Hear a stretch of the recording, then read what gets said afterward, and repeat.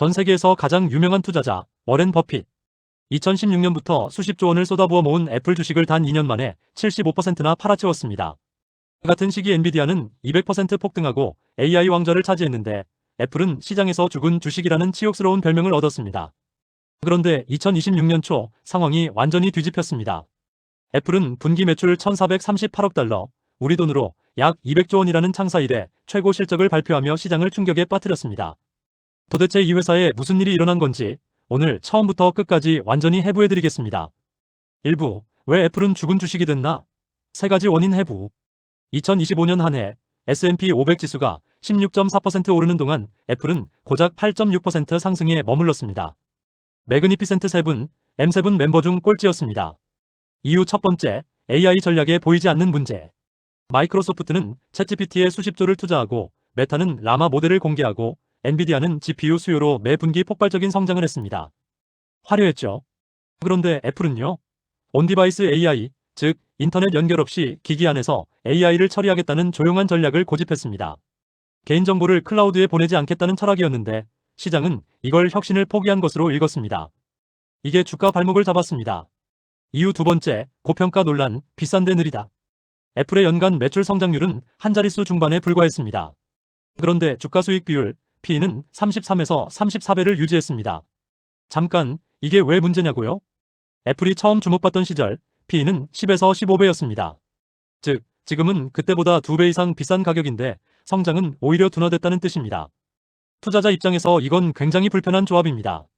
이유 세 번째, 중국 리스크, 예상보다 훨씬 심각했다. 화웨이가 돌아왔습니다.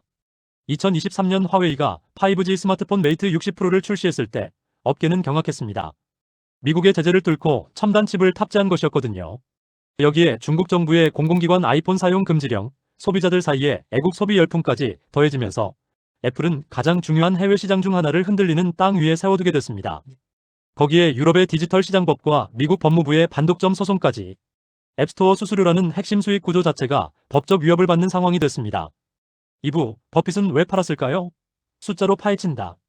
자, 많은 분들이 궁금해하신 부분입니다. 워런 버핏, 그는 왜 팔았을까요? 결론부터 말씀드리면 애플이 망할 것 같아서 판 게 아닙니다. 버핏이 처음 애플을 매수하기 시작한 건 2016년입니다. 당시 P는 1015배. 완전히 저평가된 우량주였습니다. 버핏이 가장 좋아하는 타입의 주식이죠. 그런데 2025년이 됐을 때 P는 33에서 40배. 그가 처음 산 가격 대비 무려 2배 이상의 밸류에이션이 붙은 겁니다. 버핏의 투자 철학에서 핵심은 안전 마진입니다. 안전 마진이 사라진 주식은 그의 포트폴리오에서 떠날 수밖에 없습니다. 두 번째 이유, 포트폴리오 집중도 문제입니다. 한때 버크셔 해서웨이 포트폴리오의 50% 이상이 애플 단일 종목에 쏠려 있었습니다. 투자 입장에서 지정학적 리스크와 규제 불확실성이 커지는 상황에서 이 비중은 너무 위험했습니다. 그는 현금 비중을 역대 최고 수준인 3,800억 달러 이상으로 끌어올리며 방어 태세를 취했습니다. 세 번째, 세금 최적화입니다. 버핏은 실제로 주주총회에서 세금 측면에서 유리한 결정이라고 직접 언급했습니다. 법인세율 인상 가능성에 대비한 차익 실현이었던 거죠. 그리고 결정적으로 지금도 버크셔는 약 600억 달러, 우리 돈으로 80조 원 규모의 애플 주식을 보유하고 있습니다. 세계 최대 주주 중 하나로 남아 있습니다. 이게 무엇을 뜻할까요? 애플의 비즈니스 모델 자체에 대한 신뢰는 여전히 유효하다는 뜻입니다. 3부, 애플이 준비한 것들, 단기, 중기, 장기 전략. 자, 이제 핵심입니다. 애플은 그 조용한 시간 동안 도대체 무엇을 만들고 있었을까요? 첫 번째, 2025년에서 2026년 사이의 단기 전략, 인텔리전스 슈퍼사이클. 2026년 회계연도 1분기 실적 발표 당일, 월스트리트는 말 그대로 충격을 받았습니다. 매출 1,438억 달러, 전년 대비 16% 성장, 아이폰 매출만 853억 달러로 역대 최고치. 주가가 한 방에 반등했습니다. 왜 이런 일이 가능했을까요? 아이폰 17 시리즈 때문입니다. 특히 프로 라인업에 AI 기능 구동을 위한 12기가 램을 탑재하면서 기존 폰으로는 새로운 AI 기능을 제대로 쓸 수 없게 됐습니다. 결과적으로 억눌려 있던 교체 수요가 한꺼번에 터진 것입니다. 가장 힘든 시장이었던 중국에서도 38% 매출 반등이 나왔습니다. 여기에 시리 2.0이 있습니다.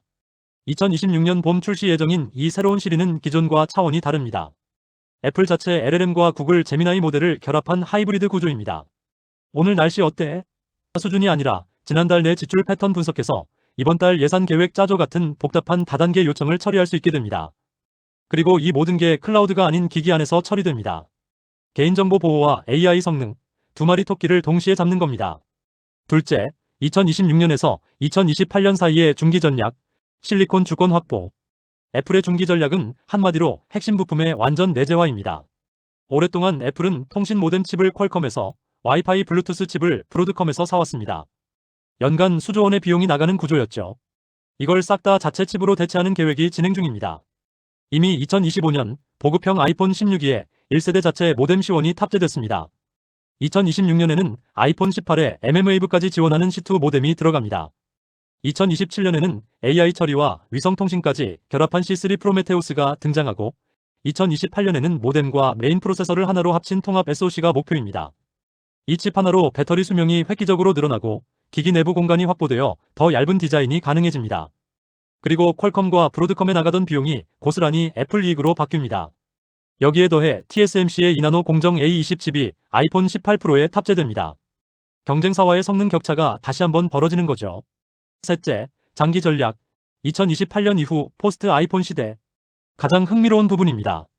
애플은 아이폰 이후의 세계를 어떻게 준비하고 있을까요? 블룸버그의 마크 거먼이 보도한 내용을 보면 애플은 현재 4가지 핵심 비주얼 디바이스를 동시에 개발 중입니다.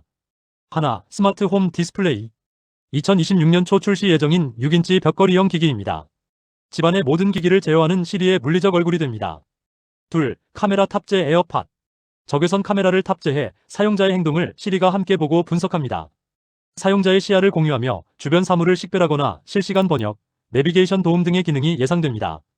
셋, AI 스마트 안경. 코드명 N50. 2027년 출시 목표로 개발 중입니다. 넷, 로봇 팔 태블릿. 코드명 J595. 2027년 출시를 목표로 하는 아이패드에 로봇 팔이 달린 형태입니다. 사용자를 따라다니며 얼굴을 인식하고 반응합니다. 홈 AI의 진화된 형태죠. 그리고 헬스케어. 애플워치는 이미 고혈압 알림 기능을 상용화했습니다. 장기 목표는 바늘 없이 혈당을 측정하는 비침습적 혈당 측정 기술입니다. 성공하면 1억 명 이상의 당뇨 환자들에게 게임 체인저가 됩니다. 4부, 애플의 진짜 해자. 숫자로 보는 투자 가치. 이쯤 되면 이런 생각 드실 겁니다. 그래서 지금 투자 가치가 있는 것인가? 이 판단을 위해 애플의 근본적인 강점, 즉 해자를 먼저 이해해야 합니다. 해자 첫 번째, 배포의 독점. 애플의 진짜 경쟁 우위는 최첨단 AI 기술이 아닙니다. 바로 전 세계 25억 개의 활성 기기입니다. 아이폰 사용자의 리텐션율, 즉 다음에도 아이폰을 사는 비율은 92%입니다. 이 생태계 안에 들어온 사람은 좀처럼 나가지 않습니다. AI 기술이 상향 평준화되는 시대일수록 그 AI를 25억 명에게 가장 편리하게 전달하는 창구를 독점한 기업의 가치는 오히려 올라갑니다. 애플이 바로 그 창구입니다. 해자 두 번째, 서비스 부문이라는 현금 기계입니다. 서비스 부문 연간 매출 1,000억 달러 돌파, 마진율 75%. 아이폰이 안 팔리는 해에도 아이클라우드, 애플 뮤직, 애플 TV, 애플페이는 꼬박꼬박 들어옵니다. 하드웨어 교체 주기에 상관없이 안정적인 현금을 만드는 구조입니다. 해자 세 번째, 주주 환원의 위력. 애플은 매년 자사주 매입에 약 1,000억 달러를 씁니다. 주식수가 줄어들면 주당 순이익은 자동으로 올라갑니다. 실적이 제자리여도 EPS가 성장하는 마법이죠. 이것이 경기 침체기에도 애플 주가의 하방을 지지하는 강력한 버팀목입니다. 5부, 주목해야 할 시그널과 리스크. 그렇다면 지금 어떻게 접근해야 할까요? 먼저 솔직하게 리스크부터 말씀드리겠습니다. 현재 PE는 30배 중반. 역사적으로 애플이 거래되던 밸류에이션의 최고 수준입니다. 과거 엔비디아처럼 1년에 2, 3배 오르는 드라마틱한 성장을 기대한다면 애플은 맞지 않을 수 있습니다. 중국 리스크는 여전합니다. 1분기에 38% 반등했다고 안심하기 이릅니다. 화웨이의 성장과 중국 당국의 정책은 계속 모니터링이 필요합니다. 반독점 소송 결과도 변수입니다. 앱스토어 수수료 구조가 법적으로 제한된다면 서비스 부문 성장에 직접적인 타격이 올 수 있습니다. 그럼에도 불구하고 주목해야 할 3가지 시그널이 있습니다. 첫째, 시리 2.0의 실제 출시 후 사용자 반응입니다. 진짜로 사람들이 쓰고 있나요? 둘째, 중국 시장 분기별 매출 추이와 셋째, 비주얼 디바이스의 실제 출시 여부입니다. AI 스마트 안경과 스마트 홈 디스플레이가 예정대로 나오면 애플은 아이폰 이후에 새로운 성장 엔진을 확보하게 될 것입니다. 이때도 애플이 심심하거나 지루하다고 말할 수 있을까요? 정리하겠습니다. 애플의 침묵은 쇠퇴가 아니었습니다. 25억 명의 손안에 AI를 완벽하게 이식하기 위한 가장 애플다운 방식의 준비였던 것이죠. 가장 먼저 하는 것보다 가장 잘하는 것에 집중하는 기업. 그게 바로 애플입니다. 오늘 내용이 도움이 되었다면 개미구조대를 구독해주세요. 여러분의 좋아요와 댓글은 큰 힘이 됩니다. 개미구조대는 여러분의 경제적 자유를 항상 응원합니다.